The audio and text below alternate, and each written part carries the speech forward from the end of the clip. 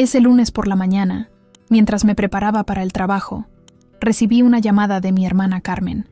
Su voz temblaba al otro lado de la línea como si hubiera corrido kilómetros antes de marcar mi número. Apenas pronunció las palabras. Papá murió esta madrugada. Me quedé inmóvil en medio de la cocina, con la cafetera aún burbujeando y el olor a café llenando el aire. La taza en mi mano cayó y se partió al golpear el piso de cerámica blanca. Una parte de mí no lo creía. La otra ya empezaba a quebrarse por dentro como esa taza. Carmen me contó entre sollozos que papá había tenido un infarto mientras dormía. Mamá lo encontró cuando fue a despertarlo para el desayuno. 72 años, toda una vida trabajando en la fábrica de textiles de Medellín, y se fue así, sin avisar, sin despedirse. Estaba bien ayer, repetía Carmen una y otra vez, como si esas palabras pudieran traerlo de vuelta. Colgué el teléfono y me senté en el piso de la cocina, entre los pedazos de porcelana.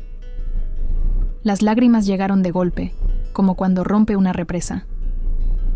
Papá siempre decía que yo era la fuerte de la familia, la que había salido adelante estudiando contabilidad en Bogotá, la que tenía trabajo estable en una multinacional. Pero ahí estaba yo, hecha pedazos como esa taza. Llamé al escritorio con los ojos aún llenos de lágrimas. Eran las 7:30 de la mañana, y ya sabía que el señor Gutiérrez estaría en su oficina. Trabajaba con él desde hacía 7 años en el departamento financiero, y nunca me había negado nada importante. Le expliqué la situación con voz contida, todavía intentando mantener la compostura profesional que tanto valoraba. Mi papá falleció esta madrugada, señor Gutiérrez. Necesito 5 días de permiso para el funeral y estar con mi familia. Silencio del otro lado. Un silencio que se alargó tanto que pensé que se había cortado la llamada. Entonces, con una frialdad que jamás le había escuchado, me dijo: «Tiene que venir a trabajar mañana. Estamos cerrando el balance trimestral y no puedo permitir ausencias». No hubo discusión, no hubo condolencias, no hubo ni siquiera un «lo siento por su pérdida». Simplemente colgó. Me quedé ahí, sentada en el sofá de la sala, con el teléfono aún en la mano y el alma partida entre la tristeza por papá y la indignación por esas palabras tan frías. Después de años de dedicación, de quedarme hasta tarde revisando números, de cancelar planes familiares por proyectos urgentes, de viajar a otras ciudades cuando me lo pedía, él ni siquiera intentó mostrar un poco de humanidad. Miré la foto de papá en la mesita del comedor. Él me sonreía desde ese retrato que le tomamos el año pasado en su cumpleaños, con su camisa azul favorita y esa expresión de orgullo que siempre tenía cuando hablaba de mis logros profesionales. «Mija, usted vale mucho», me decía siempre. «No deje que nadie la trate como si no valiera nada». Respiré hondo, me limpié las lágrimas y fui a vestirme. Me puse el traje gris que uso para las reuniones importantes. Me recogí el pelo como siempre y me maquillé para cubrir los ojos hinchados. Si Gutiérrez quería que fuera a trabajar el día después de la muerte de mi papá, iría, pero algo dentro de mí había cambiado para siempre en esa llamada telefónica. Una rabia sorda empezaba a crecer donde antes solo había tristeza. Llegar a esa oficina en el piso 12 del edificio San Martín fue como caminar por un cementerio. Todo seguía igual. El mismo olor a café barato de la máquina del pasillo, las mismas caras cansadas de los compañeros llegando con prisa, el mismo ruido de teléfonos sonando y computadores prendiendo. Pero para mí todo había cambiado. Nadie sabía que mi papá había muerto apenas unas horas antes, porque Gutiérrez ni siquiera se molestó en informar a Recursos Humanos. Me senté en mi escritorio junto a la ventana que daba hacia el centro de Bogotá. La vista siempre me había gustado. Ver el movimiento de la ciudad me tranquilizaba cuando los números no cuadraban o cuando tenía que trabajar horas extras. Pero esa mañana solo veía gente que seguía con su vida normal, mientras la mía se había detenido por completo. Prendí el computador y miré la pantalla por varios minutos sin hacer nada. Solo pensaba en el cuerpo de papá siendo preparado para el velorio en la funeraria San Pedro, cerca de la casa donde crecí. Mis dedos temblaban sobre el teclado, no por los nervios, sino por una mezcla rara de dolor y rabia que me subía desde el estómago. Tenía que revisar las cuentas por cobrar del mes de marzo, aprobar transferencias internacionales y preparar el informe que Gutiérrez necesitaba para la junta directiva del jueves. Trabajo que cualquier día normal haría sin problema, pero que ahora me parecía absurdo e imposible. A las 10 de la mañana sonó mi celular. Era Carmen otra vez, llorando.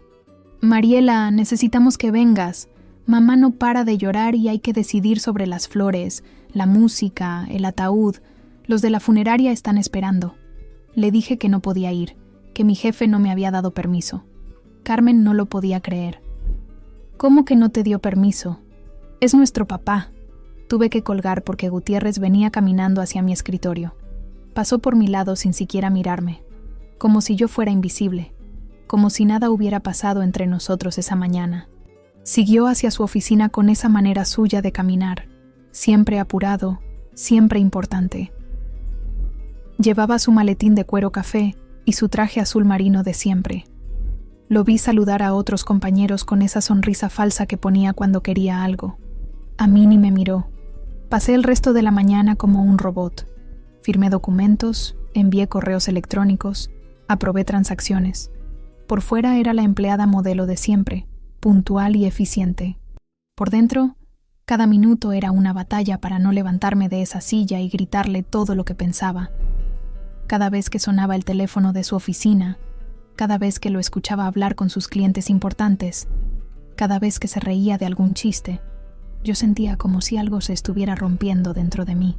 A la hora del almuerzo, no bajé a la cafetería. Me quedé en mi puesto, mirando las fotos que Carmen me había enviado por WhatsApp desde la funeraria. Papá se veía tranquilo, como si estuviera durmiendo. Llevaba puesta su camisa blanca favorita y el rosario que le regaló mamá cuando se casaron. Mis hermanos estaban ahí, mis tíos, algunos vecinos del barrio, todos menos yo, que estaba sentada en una oficina fría revisando números sin sentido. Fue en ese momento que algo se quebró definitivamente dentro de mí. No era solo por papá, aunque su muerte me doliera como una herida abierta. Era por años de sentirme pequeña en ese lugar, de sacrificar mis fines de semana y mis vacaciones, de perderme cumpleaños familiares por quedarme hasta tarde terminando reportes que podían esperar.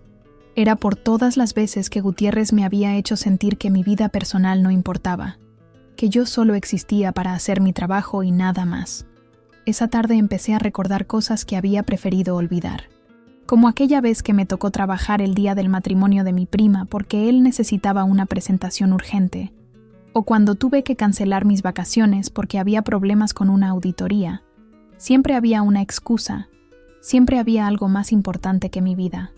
Y yo siempre había dicho que sí, porque necesitaba el trabajo, porque era una buena empleada, porque creía que eso me llevaría a crecer en la empresa. Ahora entendía que para Gutiérrez yo nunca había sido más que una máquina de hacer cálculos. Y si él creía que yo era invisible, que no tenía sentimientos ni familia, yo le iba a demostrar de qué era capaz una mujer invisible con acceso a todos los números de la empresa.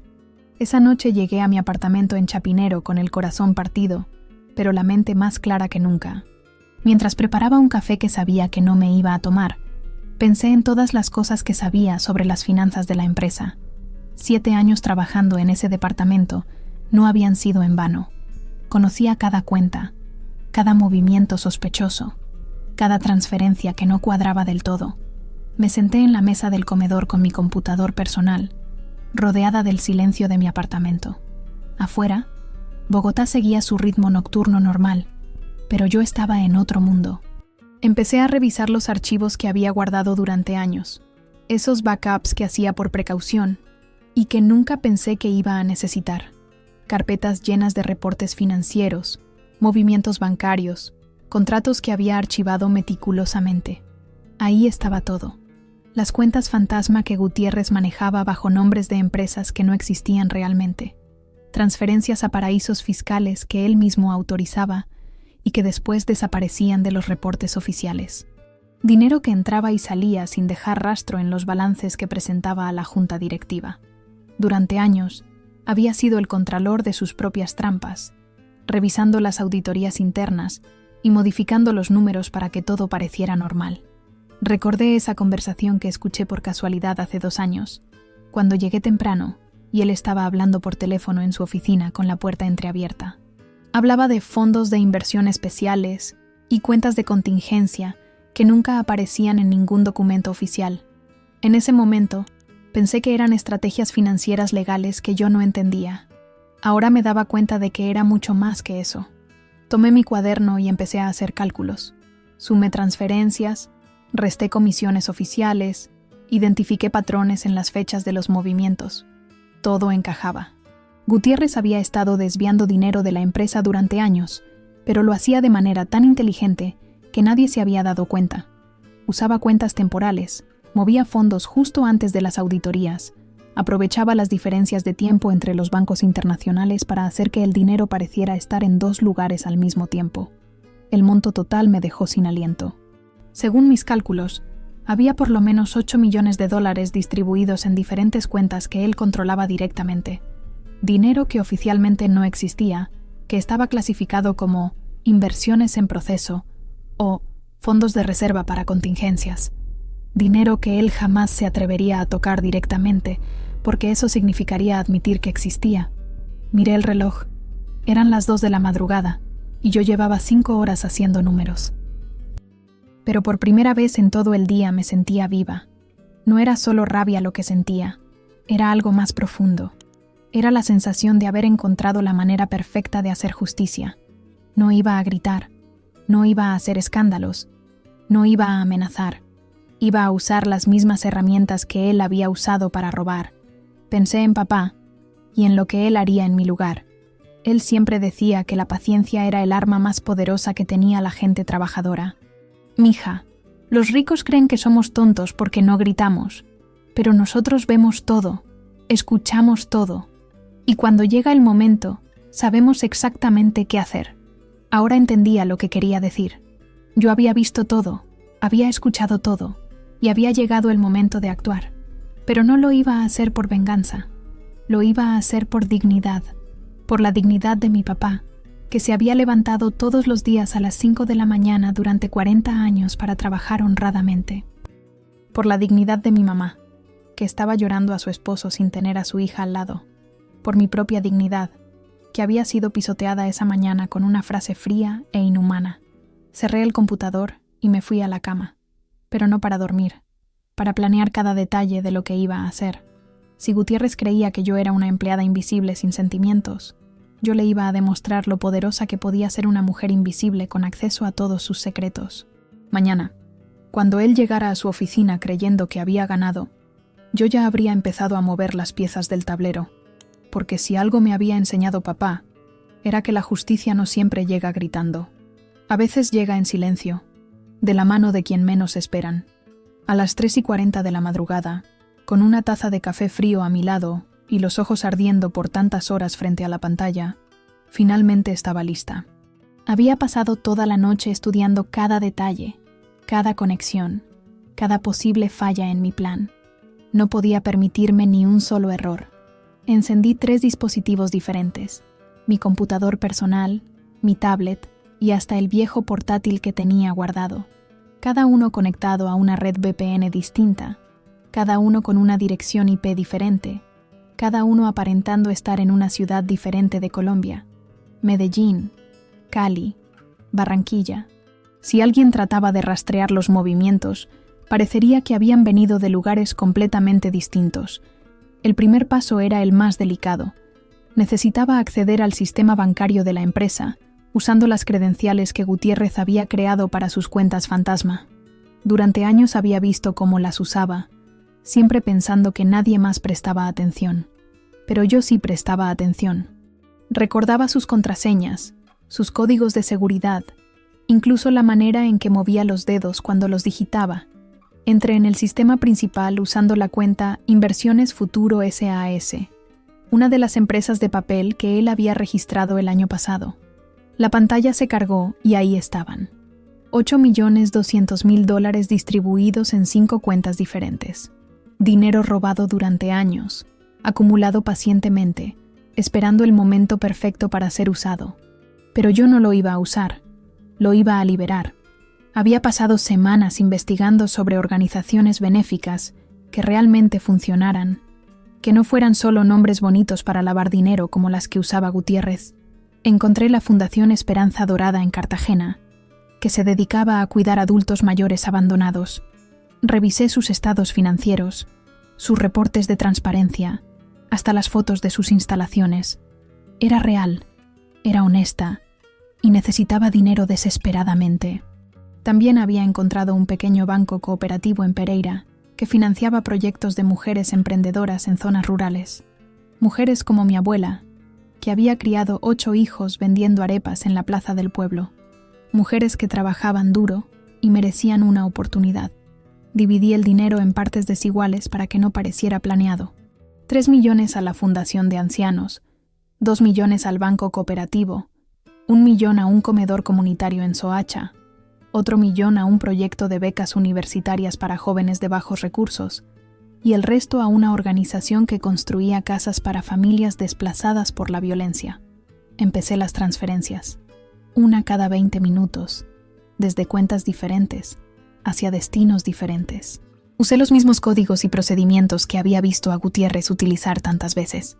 El sistema no sospechaba nada porque estaba usando exactamente los mismos métodos que él usaba para mover su dinero sucio.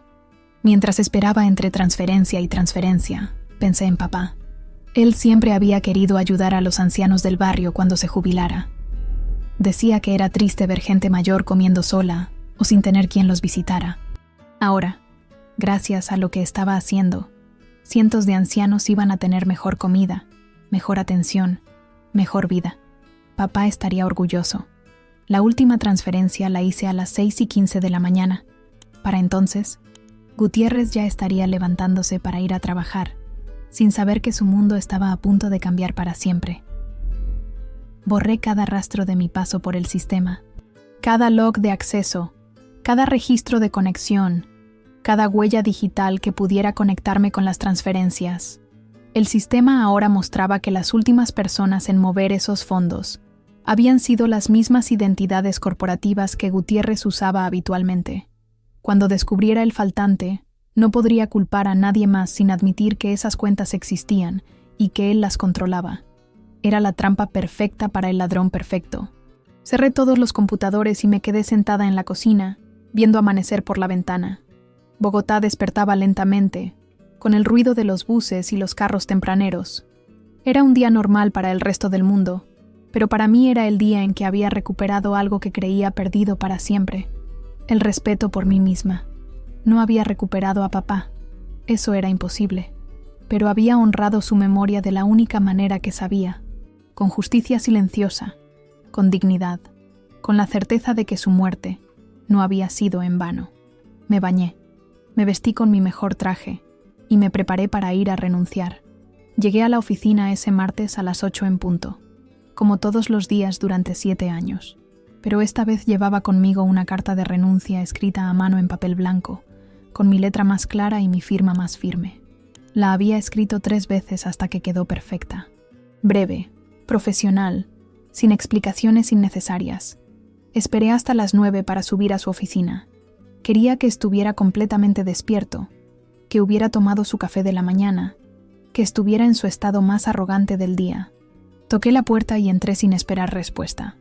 Él estaba revisando algunos papeles con esa expresión de concentración falsa que ponía cuando quería verse importante. «Señor Gutiérrez, vengo a entregarle mi carta de renuncia», le dije, dejando el sobre blanco sobre su escritorio.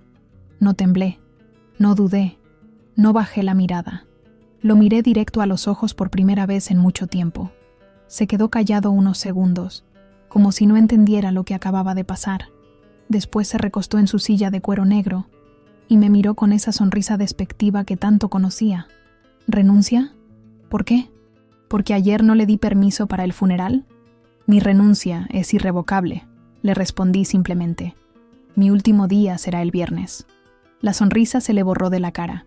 Se enderezó en la silla y adoptó esa postura de jefe autoritario que usaba cuando alguien no hacía lo que él quería. Mariela, usted no puede renunciar así nomás. Tiene responsabilidades aquí.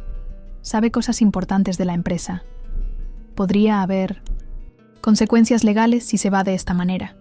Esas palabras fueron como música para mis oídos. Claro que sabía cosas importantes. Sabía exactamente cuáles eran sus cuentas secretas, cuánto dinero había robado, cómo había manipulado las auditorías durante años. Y ahora él se estaba dando cuenta de que tal vez había subestimado a su empleada invisible. Señor Gutiérrez, le dije con una calma que me sorprendió a mí misma, Investigue lo que quiera. Mi conciencia está tranquila. Se levantó de la silla y empezó a caminar alrededor del escritorio, con esa manera nerviosa que tenía cuando las cosas no salían como él esperaba. Mariela, seamos razonables. Tal vez fui un poco duro ayer. Usted sabe que estamos en época de cierre y hay mucha presión. Podemos arreglar esto. Era increíble. El hombre que 24 horas antes me había negado el permiso para ir al funeral de mi papá, ahora me estaba pidiendo que fuera razonable. El hombre que me había tratado como una máquina sin sentimientos, ahora quería negociar. No hay nada que arreglar, le dije. Mi decisión está tomada. Durante los siguientes días, empecé a notar cambios extraños en su comportamiento. El miércoles llegó más tarde que de costumbre, con ojeras y cara de no haber dormido bien. El jueves lo vi revisando compulsivamente su computador, abriendo y cerrando ventanas, haciendo llamadas susurradas. El viernes, mi último día, casi no salió de su oficina. Los compañeros empezaron a comentar. ¿Has visto al jefe? Está muy raro últimamente. Parece preocupado por algo.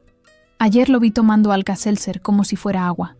Yo no decía nada, pero sabía exactamente qué estaba pasando. Había descubierto que el dinero no estaba donde se suponía que debía estar. Durante esos días, mientras terminaba de entregar mis pendientes y hacía el empalme con mi reemplazo temporal, recibí llamadas de las organizaciones beneficiarias. La señora directora de la Fundación de Ancianos casi lloró por teléfono cuando me confirmó que habían recibido la donación. Es un milagro, me decía, justo cuando más lo necesitábamos. Dios existe, señorita. El coordinador del Banco Cooperativo me contó que con ese dinero podrían financiar proyectos de más de 200 mujeres rurales. 200 mujeres que iban a poder sacar adelante a sus familias con dignidad, como había hecho mi mamá durante tantos años. Mi último día, Gutiérrez me llamó a su oficina una vez más. Se veía terrible. Había perdido peso, tenía la camisa arrugada, y sus manos temblaban ligeramente cuando sostenía los papeles. Mariela, necesito que me ayude con algo. Hay unas cuentas que no cuadran. Usted conoce mejor que nadie el sistema financiero. Señor Gutiérrez, le dije, yo ya no trabajo aquí. Mi reemplazo temporal está muy capacitada. Estoy segura de que ella podrá ayudarle. Salí de esa oficina por última vez llevando conmigo solo una caja pequeña con mis cosas personales. La foto de papá, una planta que había cuidado durante años y algunos documentos míos. Nada más. Me despedí de mis compañeros. Les deseé suerte y bajé al lobby por última vez. En el taxi rumbo a casa, miré por la ventana los mismos edificios que había visto todos los días durante 7 años, pero ahora los veía diferentes. Ya no eran las paredes de mi prisión. Eran simplemente edificios donde otra gente trabajaba, donde otra gente vivía sus vidas. Yo ya no pertenecía a ese mundo. Esa noche, por primera vez en una semana, dormí profundamente. Soñé con papá. Estaba joven, como en las fotos de cuando yo era niña, y me sonreía con orgullo. No me dijo nada, pero yo sabía que estaba contento. Los meses siguientes fueron los más extraños de mi vida. Por primera vez en años, no tenía que levantarme a las 6 de la mañana. No tenía que aguantar el tráfico de Bogotá. No tenía que sentarme frente a un computador a revisar números que no significaban nada para mí. Al principio no sabía qué hacer con tanto silencio, con tanto tiempo libre. Decidí quedarme un tiempo en la casa de mamá en Medellín. Ella me necesitaba después de la muerte de papá, y yo necesitaba estar cerca de los recuerdos de él. La casa olía igual que siempre, a canela y café recién hecho, pero se sentía vacía sin la voz de papá cantando rancheras mientras se bañaba, sin el ruido de sus zapatos en las escaleras, sin sus historias de la fábrica durante la cena. Mamá y yo nos acompañamos en el dolor. Lloramos juntas viendo las fotos viejas, organizamos su ropa para regalar a los vecinos que la necesitaran, y poco a poco aprendimos a vivir con su ausencia. Ella nunca me preguntó por qué había renunciado tan de repente. Creo que entendía que yo necesitaba un cambio, que algo había pasado que me había hecho tomar esa decisión. Durante esas semanas en Medellín, empecé a recibir noticias sobre Gutiérrez. Una amiga que todavía trabajaba en la empresa me contó que había tenido problemas serios con una auditoría externa. Aparentemente, los auditores habían encontrado inconsistencias en los balances que él no podía explicar. Había intentado culpar a otros empleados, pero las fechas no cuadraban. Las transferencias habían sido hechas con sus propias credenciales. Está muy nervioso, me decía mi amiga por teléfono. Ha perdido mucho peso y parece que no duerme. Dicen que la junta directiva está muy molesta con él. Yo escuchaba sin decir mucho, pero por dentro sentía una satisfacción extraña. No era alegría por su sufrimiento, sino más bien la tranquilidad de saber que la justicia estaba funcionando. Después de 2 meses en Medellín, decidí irme para el pueblo donde había nacido papá, un lugar pequeño cerca de Santa Fe de Antioquia, rodeado de montañas verdes y ríos cristalinos. Papá siempre decía que algún día íbamos a volver allá, que íbamos a comprar una casita con huerta para sembrar tomates y cilantro. Con los ahorros que tenía, y sin tocar ni un peso del dinero que había movido de las cuentas de Gutiérrez, compré una casa pequeña en el centro del pueblo. Tenía 2 cuartos, una sala amplia y un patio trasero perfecto para la huerta que papá había soñado. La primera planta que sembré fueron tomates cherry, los favoritos de él. Abrí una pequeña consultoría contable para ayudar a los comerciantes del pueblo con sus declaraciones de renta y sus libros de cuentas. No era un trabajo muy lucrativo, pero me daba lo suficiente para vivir tranquila. Más importante aún, me hacía sentir útil. Ayudaba a la señora que vendía empanadas en la plaza a organizar sus finanzas, al señor que tenía una tienda de abarrotes a entender sus impuestos, a las mujeres que hacían artesanías a calcular sus ganancias. Durante las tardes, me sentaba en el corredor de mi casa a escribir. Había empezado un diario el día que murió papá, y poco a poco se había convertido en algo más grande. Escribía sobre mi vida en Bogotá, sobre los años trabajando para Gutiérrez, sobre la noche en que decidí hacer justicia con mis propias manos. Lo escribía todo, sin omitir detalles, como si fuera una confesión que algún día alguien necesitara leer. 1 año después de la muerte de papá, recibí una llamada de mi antigua compañera de trabajo. Gutiérrez había sido despedido de la empresa después de que la auditoría confirmara irregularidades financieras que él no pudo explicar. Había intentado demandar por despido injusto, pero su propio abogado le había aconsejado retirar la demanda para evitar una investigación penal más profunda. Dicen que está trabajando como contador independiente en un barrio del sur, me contó mi amiga. Cayó muy bajo. Su esposa se separó de él y se llevó a los niños para Estados Unidos. Yo escuché la noticia sin sentir triunfo ni lástima. Simplemente había recibido las consecuencias de sus actos, como todos nosotros las recibimos tarde o temprano. Esa noche, sentada en mi corredor viendo las estrellas que se veían clarísimas desde el pueblo, pensé en papá. Recordé sus palabras sobre la dignidad, sobre no dejar que nadie nos pisoteara, sobre la importancia de hacer lo correcto aunque nadie nos estuviera viendo. Él siempre decía que Dios y la vida se encargaban de poner a cada quien en su lugar. Ahora entendía que tenía razón. No había necesitado gritar, no había necesitado amenazar, no había necesitado hacer escándalos. Había usado la inteligencia que papá me había heredado, los conocimientos que había aprendido trabajando tanto tiempo y la paciencia que él siempre me había enseñado. La justicia había llegado silenciosamente, como llega siempre la verdadera justicia. Cerré mi diario y entré a la casa. Mañana iba a seguir con mi vida tranquila en el pueblo, ayudando a la gente trabajadora a manejar mejor su dinero, cuidando la huerta que papá había soñado, viviendo con la dignidad intacta. Y si algún día mi hija leía estas páginas, entendería que a veces la venganza no es necesaria cuando tienes la paciencia suficiente para esperar que la justicia haga su trabajo.